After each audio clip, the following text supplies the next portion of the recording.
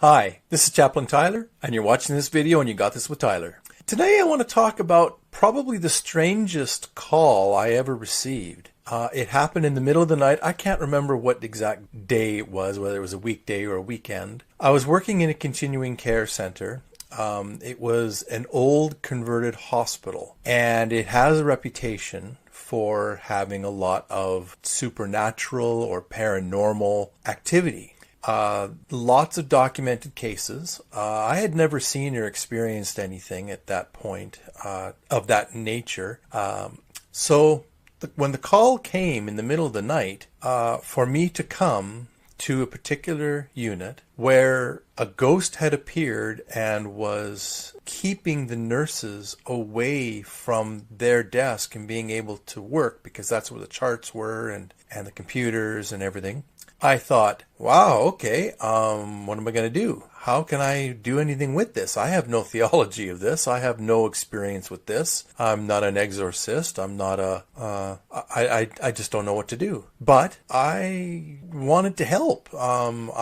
If nothing else, I wanted to come to provide support to the nursing staff, because they were scared, and now this was not a simple, hey, they were able, multiple nurses saw this ghost and was able to describe it in detail, and they needed me to come and deal with it. Okay, so off I came.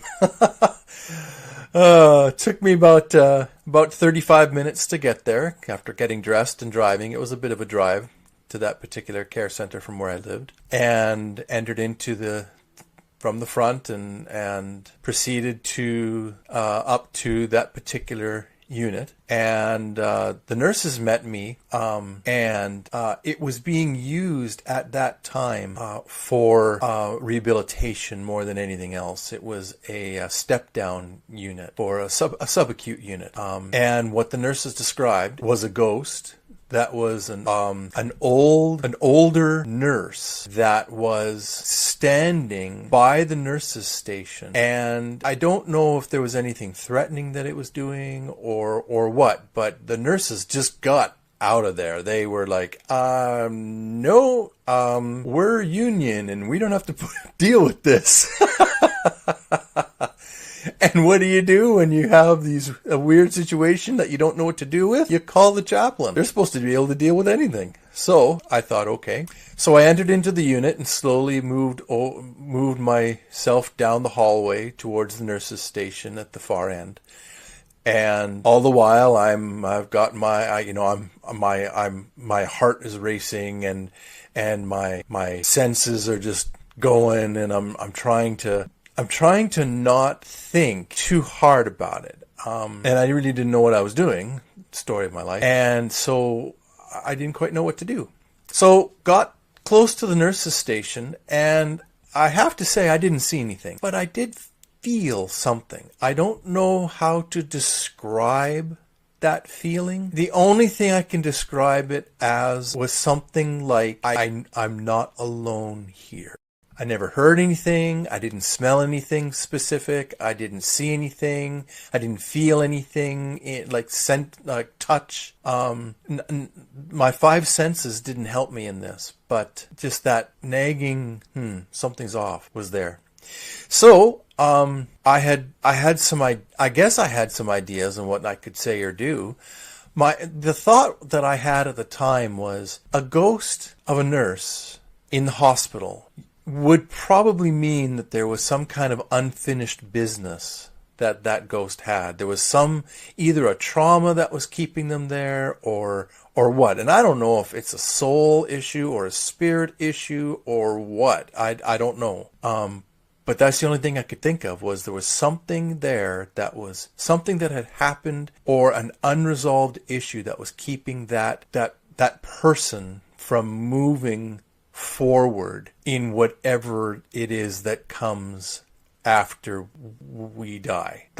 I don't know. So, on faith, I addressed and spoke out loud to the ghost. And what I said was something along the lines of, I recognize you and your duty and sense of responsibility, and I appreciate your dedication to the work here, but I want to let you know that others are taking up and handling and managing the people that you care and love here, and that they are appreciative of the work that you've done. The time has come for you to find rest, to find peace.